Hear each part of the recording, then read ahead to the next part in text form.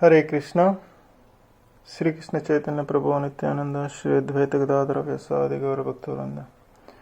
Om Guru Bhyo Namaha. Sri Krishna. Today we will be discussing translation of Srimad Bhagavad-Gita, Chapter 7, Text 1. Sri Bhagavan Vacha. Blessed Lord said, Now hear, O son of Partha, how by practicing yoga in full consciousness of me, with mind attached to me, you can know me in full, free from doubt. In the 7th chapter of Bhagavad-Gita, the nature of Krishna consciousness is fully described, knowledge of the Absolute. Krishna is full in all opulences, and how he manifests such opulences is described herein. Also, 4 kinds of fortunate people who becomes attached to Krishna and 4 kinds of unfortunate people who never take to Krishna are described in this chapter. In the first 6 chapters of Bhagavad-Gita, the living entity has been described as a non-material spirit soul, which is capable of elevating himself to self-realization by different types of yogas. At the end of 6th chapter, it has been clearly stated that the steady concentration of the mind upon Krishna, or in other words, Krishna consciousness, is the highest form of all yoga. By concentrating one's mind upon Krishna, one is able to know the absolute truth completely, but not otherwise. Impersonal Brahmajyoti or localized Paramatma realization is not perfect knowledge of absolute truth, because it is partial. Full and scientific knowledge is Krishna, and everything is revealed to the person in Krishna consciousness. In complete Krishna consciousness, one knows that Krishna is ultimate knowledge beyond any doubts. Different types of yoga are only stepping stones on the path of Krishna consciousness. One who takes directly to Krishna consciousness automatically knows about Brahmajyoti and Paramatma in full. By practice of Krishna consciousness yoga, one can know everything in full, namely the absolute truth, the living entity, the material nature, and their manifestations with paraphernalia. One should therefore begin yoga practice as directed in the last verse of the 6th chapter. Concentration of the mind upon Krishna, the Supreme, is made possible by prescribed devotional service in 9 different forms, of which Shravanam is the first and most important. The Lord thereby says to Arjuna, Tat Shrunu, or hear from me. No one can be greater authority than Krishna, and therefore by hearing from him one receives the greatest opportunity for progress in Krishna consciousness. One has therefore to learn from Krishna directly or from a pure devotee of Krishna and not from a non-devotee upstart, puffed up with academic education. In the Srimad Bhagavatam, this process of understanding Krishna, the Supreme Personality of Godhead, the Absolute Truth, is described in the 2nd chapter of the 1st canto as follows.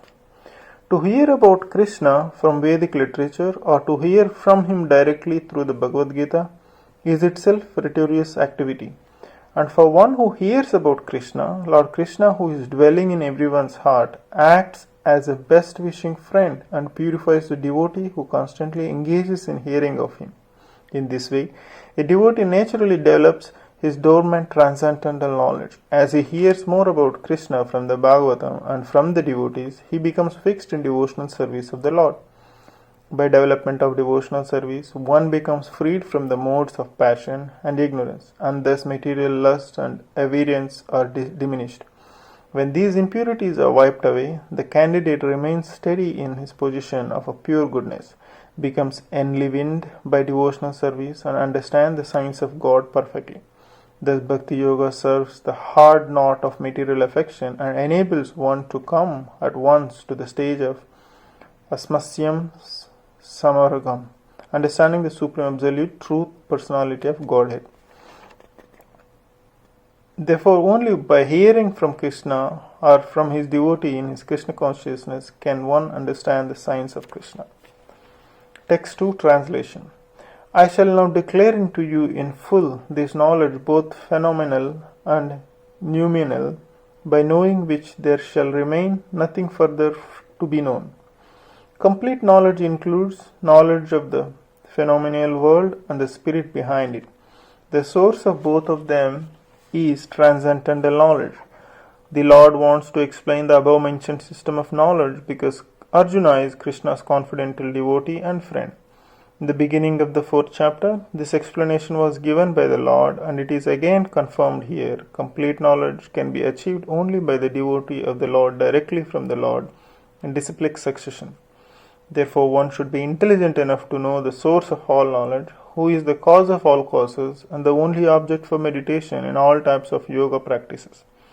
When the cause of all causes becomes known, then everything knowable becomes known, and nothing remains unknown. The Vedas says, Yasmin vijnate sarvam eva vijnatam bhavanti. When the cause of all causes becomes known, then everything knowable becomes known, and nothing remains unknown. Text 3 Translation. Out of many thousands among men, one may endeavor for perfection, and those who have achieved perfection hardly one knows me in truth. There are various grades of men, and out of many thousands may be sufficient interested in transcendental realization to try to know what is the self, what is the body, and what is the absolute truth. Generally, mankind is simply engaged in the animal propensities, namely eating, sleeping, defending, and mating, and hardly anyone is interested in transcendental knowledge. The first 6 chapters of Gita are meant for those who are interested in transcendental knowledge, in understanding the self and super self and the process of realization by Jnana Yoga, Dhyana Yoga, and discrimination of the self from matter. However, Krishna can only be known by persons who are in Krishna consciousness. Other transcendentalists may achieve impersonal Brahman realization, for this is easier than understanding Krishna. Krishna is the Supreme Person, but at the same time, he is beyond the knowledge of Brahman and Paramatma. The yogis and jnanis are confused in their attempts to understand Krishna, although the greatest of their impersonalists. Sripada Sankaracharya has admitted in his Gita commentary that Krishna is the Supreme Personality of Godhead, but his followers do not accept Krishna as such, for it is very difficult to know Krishna, even though one has transcendental realization of personal Brahman. Krishna is the Supreme Personality of Godhead, the cause of all causes, the primeval Lord Govinda, Ishvara Paramakishna Sachidananda Vigraha, Anadiradi Govindam Sarvakarana Karanam. It is very difficult for the non-devotees to know him. Although non-devotees declare that the path of bhakti or devotional service is very easy, they cannot practice it. If the path of bhakti is so easy as the non-devotee class of men proclaim, then why do they take up the difficult path? Actually, the path of bhakti is not easy. The so-called path of bhakti practiced by unauthorized persons without knowledge of bhakti may be easy. But when it is practiced factually according to the rules and regulations, the speculative scholars and philosophers fall away from the path. Sri Rupa Goswami writes in this Bhakti Rasamrita Sindhu, devotional service of the Lord that ignores the authorized Vedic literatures like Upanishad, Puranas, Narada Panchantara, etc. is simply an unnecessary disturbance in society. It is not possible for a Brahmin realization impersonalist or the Paramatma realized yogi to understand Krishna, the super personality of Godhead, as the son of Mother Yasoda or the charioteer of the Arjuna. Even the great demigods are sometimes confused about Krishna. No one knows me as I am, the Lord says, and if one does know him, then Samahatma Sudurlabhaga, such a great soul is very rare. Therefore, unless one practices devotional service to the Lord, he cannot know Krishna as he is, Tattvata. Even though one is a great scholar or philosopher, only the pure devotee can know something of the inconceivable transcendental qualities in Krishna, the cause of all causes, in his omnipotence and opulence, and in his wealth, fame, strength, beauty, knowledge, and renunciation. Because Krishna is benevolently inclined to his devotees, he is the last word in Brahman realization, and the devotee alone can realize him as he is. Therefore, it is said, no one can understand Krishna as he is by the blunt material senses, but he reveals himself to the devotees, being pleased with them for their transcendental loving service into him. Text 4 Translation. Earth, water, fire, air, ether, mind, intelligence, and false ego, all together, these 8 comprise my separated material energies. The science of God analyzes the constitutional position of God and his diverse energies. Material nature is called Prakriti, or the energy of the Lord in his different Purusha incarnations, as described in Swatvata Tantra. For material creation, Lord Krishna planetary expansions assume 3 Vishnus. The first one, Mahavishnu, creates the total material energy known as Mahatattva. The second, Garbhodaka Sri Vishnu, enters into all the universes to create diversities in each of them. The third, Shiroda Sri Vishnu, is diffused all the all-pervading Supersoul in all the universes and is known as Paramatma, who is present even within the atoms. Anyone who knows these 3 Vishnus can be liberated from material entanglement. This material world is a temporary manifestation of one of the energies of the Lord. All the activities of the material world are directed by these 3 Vishnus, expansions of Lord Krishna. These Puranas are also called incarnations. Generally, one who does not know the science of God, Krishna, assumes that this material world is for the enjoyment of the living entities and that the living entities are the causes, Purushas, controllers and enjoyers of the material energy. According to Bhagavad-Gita, this atheistic conclusion is false. In this verse under discussion, it is stated that Sri Krishna is the original cause of material manifestation. Sri Bhagavatam also confirmed the ingredients of material manifestation are separated energies of the Lord. Even the Brahma Jyoti, which is the ultimate goal of the impersonalist, is a superior spiritual energy manifested in the spiritual sky. There are no spiritual diversities in Brahma Jyoti as there are in Vaikuntha Lokas, and the impersonalists accept this Brahma Jyoti as the ultimate eternal goal.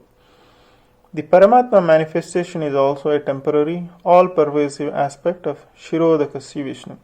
The Paramatma manifestation is not eternal in the spiritual world, therefore the factual absolute truth is the Supreme Personality of Godhead. He is the complete energetic person and he possesses different separated and internal energies. In the material energy, the principal manifestations are 8, as above mentioned. Out of these, the first 5 manifestations, namely earth, water, fire, air and sky, are called the 5 gigantic creations or the gross creation, within which the 5 sense objects are included. They are the manifestation of physical sound, touch, form, taste and smell. Material science comprises these 10 items and nothing more. But the other 3 items, namely mind, intelligence and false ego, are neglected by the materialist. Philosophers who deal with the mental activities are also not perfect in knowledge because they do not know the ultimate source, Krishna, the false ego I am, and it is mine, which constitute the basic principles of material existence, includes 10 sense organs for material activities. Intelligence refers to the total material creation called Mahatattva. Therefore, from the 8 separated energies of the Lord are manifest and 24 elements of the material world, which are the subject matter of Sankhya atheist philosophy. They are originally offshoots from Krishna's energy and separated from him. But atheistics, Sankhya philosophers, with a poor fund of knowledge, do not know Krishna as the cause of all causes. The subject matter for discussion is Sankhya philosophy, is only the manifestation of external energy of Krishna as it is described in Srimad Bhagavad-Gita, which ends the translation and explanation of Srimad Bhagavad-Gita, text 4 of chapter 7. Hare Krishna, keep listening. Thank you.